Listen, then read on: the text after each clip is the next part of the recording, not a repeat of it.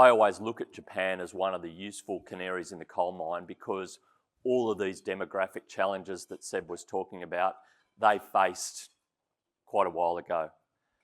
And I always find Japan interesting too because everyone sort of treats it as a basket case, and anyone who's been there looks at it and says they haven't had much population growth, but they're pretty happy. It's a peaceful country. Their standard of living is pretty high.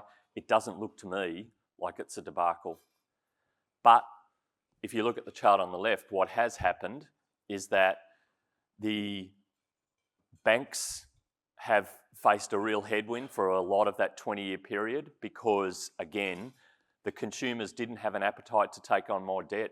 Therefore, there was no volume growth for banks. Therefore, their revenue line, which is just that volume of debt times the net interest margin, was basically flat.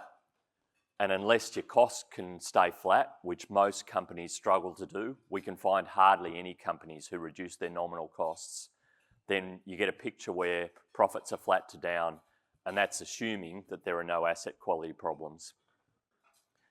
The other thing on that deficit to GDP and the surplus deficit position on the chart on the right says exactly what we'd forecast has happened in Japan. They haven't had a surplus in living memory, and that going back to that government debt situation, what happens? The government spends the money, they issue the bonds, and the central bank buys the bonds.